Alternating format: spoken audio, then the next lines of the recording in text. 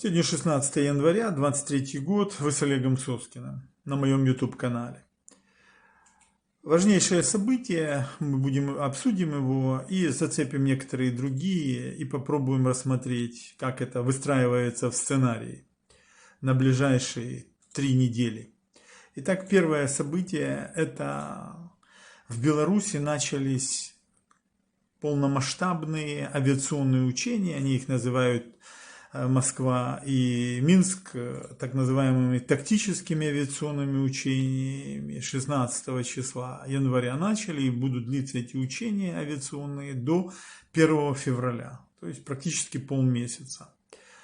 Задействованы там и подразделения авиационные соответствующие, и десантные, в том числе и транспортной авиации, и воздушно-десантные войска, ну и ракетно-космические силы России задействованы. И прибыли уже соответствующие их, так сказать, бомбардировщики. Вот. Ну, например, говорится о том, что 4 самолета Су-34, 4 самолета Су-30, 4 военно-транспортных самолета Ан-12. Будут задействованы все военные аэропорты, базы Беларуси, и будут фактически разворачиваться эти учения по всей Беларуси вдоль ее границ. То есть не только украинских, но и польских, и литовских, да, и латышских, соответственно.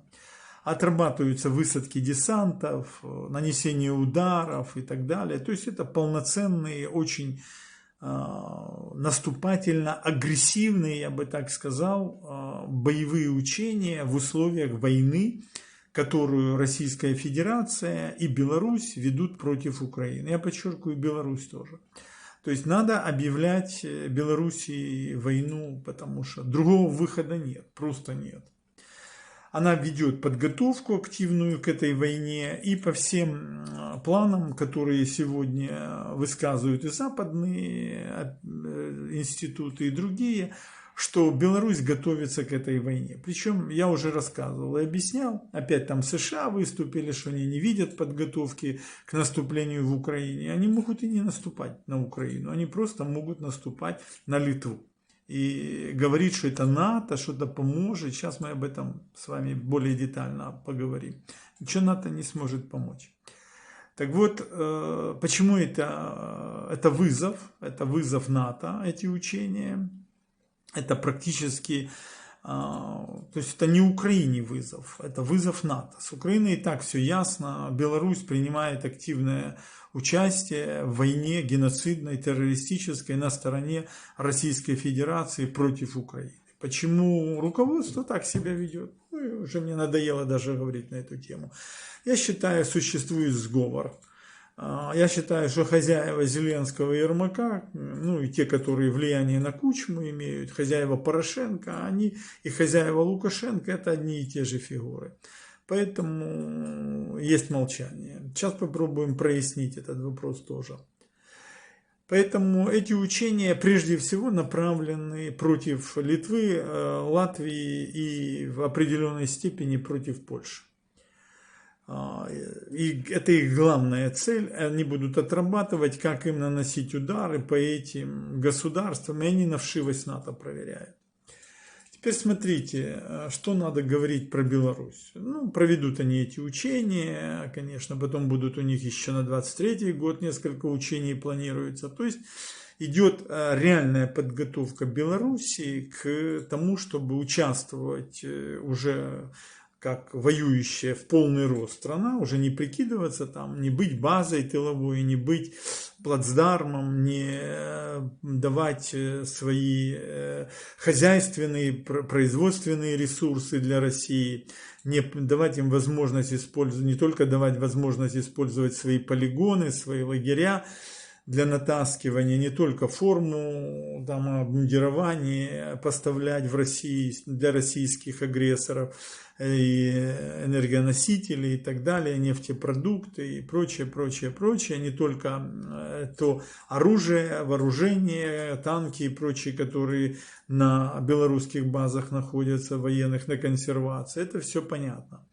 и свою железную дорогу они предоставили для агрессора, то есть полностью свои дороги отдали. Практически в полный рост идет уже это так называемое использование, вовлечение Беларуси в войну с как союзника Российской Федерации.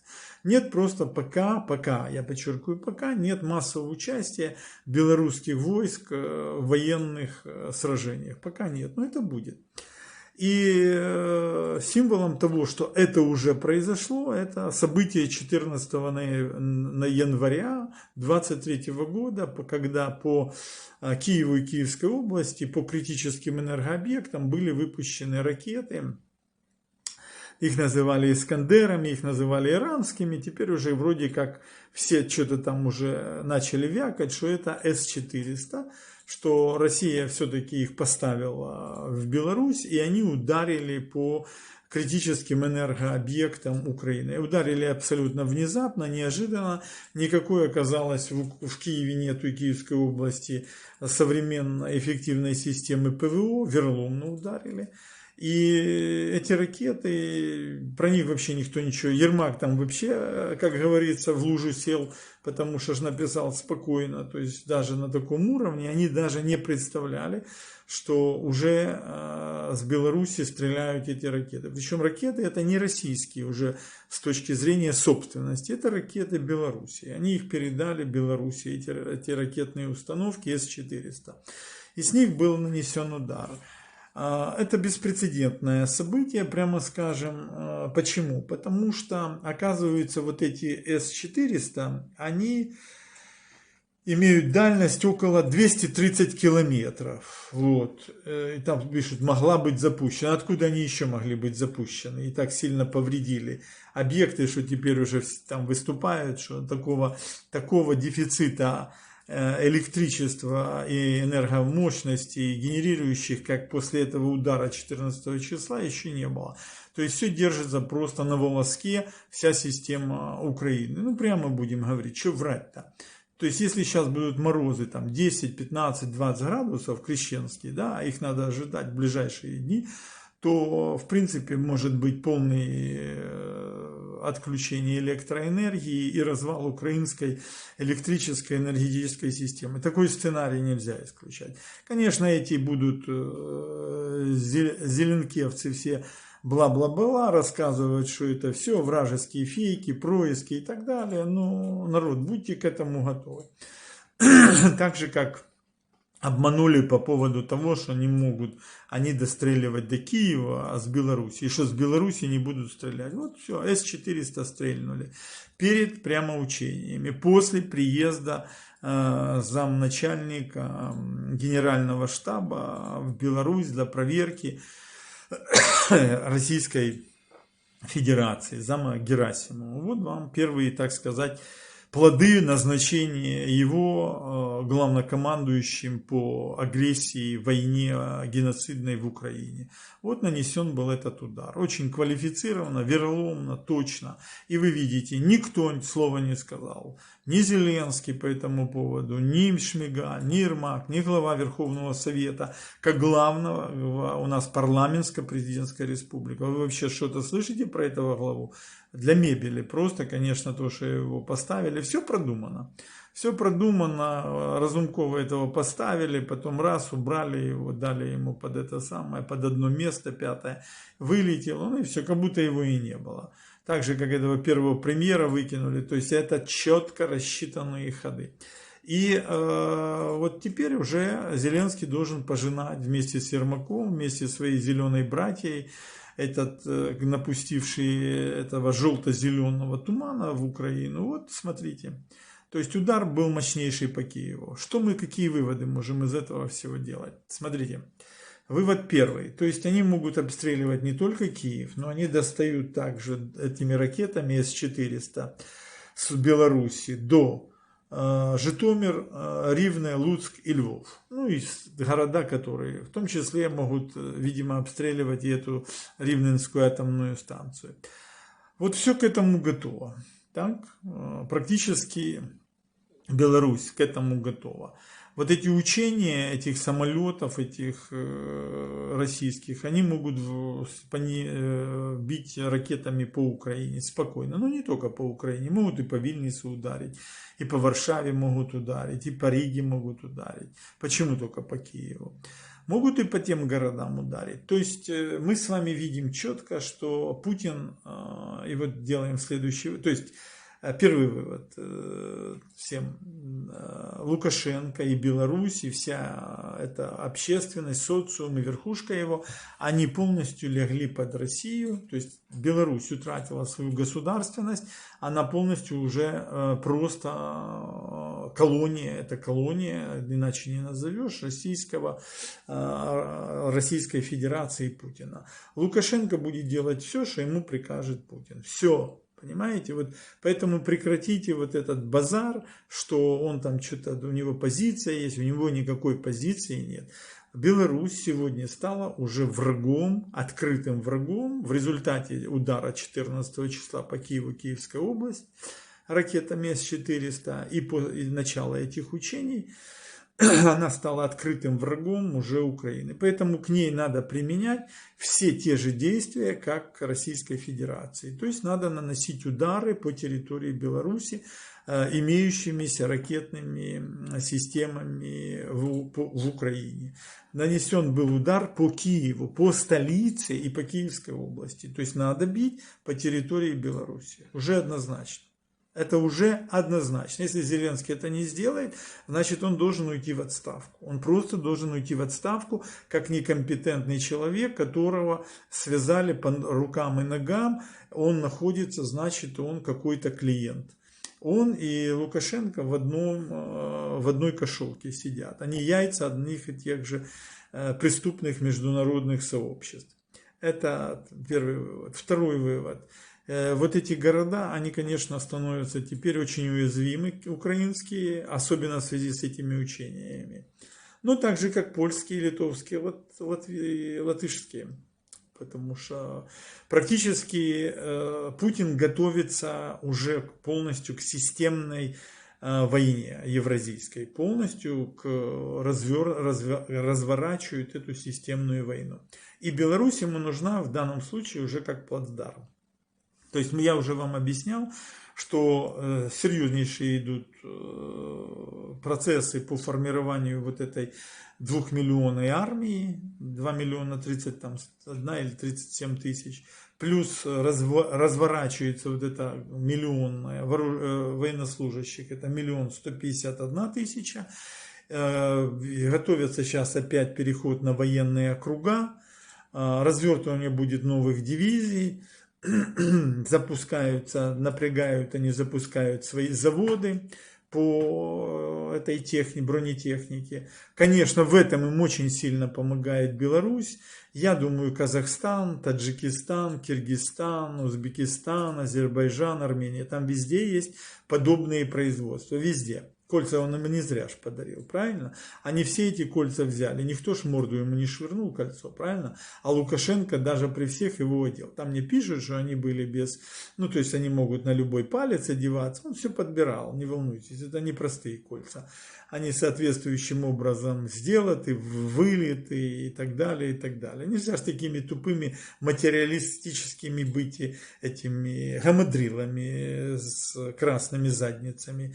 И все воспринимать только как вот просто как какие-то животные, шарики-швондеры. Все гораздо сложнее. Вот это важнейшее событие. Это важнейшее событие. Это есть открытый враг, это Беларусь. И ее руководство, и армия, и Лукашенко. Это открытый враг Украины. С врагами известно, как надо поступать. Вот. Вполне возможно, что нанесут удар или по Украине, по каким-то городам сейчас в ходе этих учений, или может даже по Литве. В принципе, он уже к этому почти готов. Ему это тем более надо делать, поскольку у него полный, как говорится, развал экономики. Он ее переводит уже на военные рельсы. Это модель, по сути, даже не военного госсоциализма, а военного коммунизма постепенного. у него огромный дефицит госбюджета, у него денег на ведение войны не хватает, поскольку у него падают доходы от нефти, от газа и нефтепродуктов. Сейчас уже потолки цен согласованы, он вырваться с этого капкана не может, то есть Путин у него тяжелейшая в этом плане у Москвы ситуация Российской Федерации. Поэтому ему надо наступать, и он будет наступать, ему надо расширить войну. У него самая главная цель расширить войну.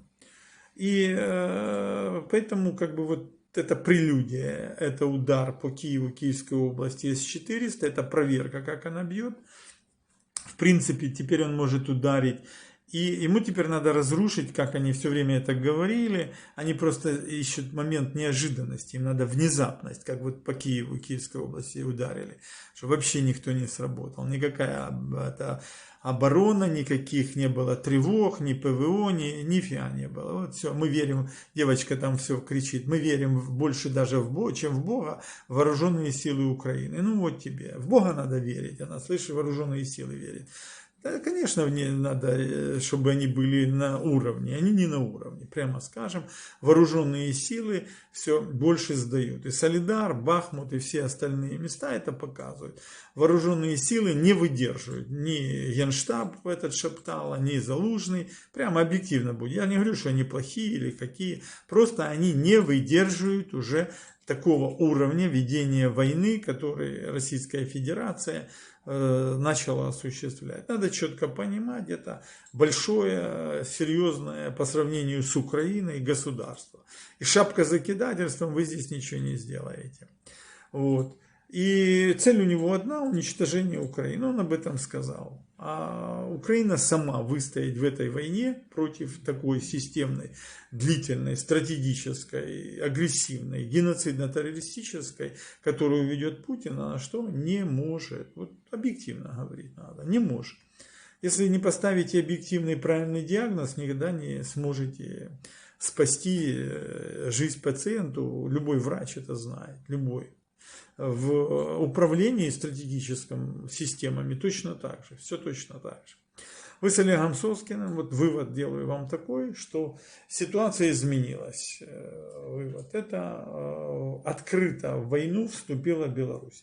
Нанесла удар по столице Киева и по Киевской области, столичному региону, и проводит агрессивнейшие, крупномасштабные, тотальные, авиационные, так пока как бы они говорят, это учения, но это вполне возможно уже подготовка авиационных ракетных ударов по территории, по всей границе. Они же не говорят, что только с Украины. Это задействованы все, вся Беларусь как территория. Куда они этот удар нанесут? Ну, скоро мы, я думаю, это готовится. Я думаю, уже к этому этапу Путин готовится. Потому что ему надо спешить, потому что у него экономика разваливается и система трещит по швам. Поэтому давайте не ждите, как вот в Днепропетровске было. Можно же было выехать, правильно?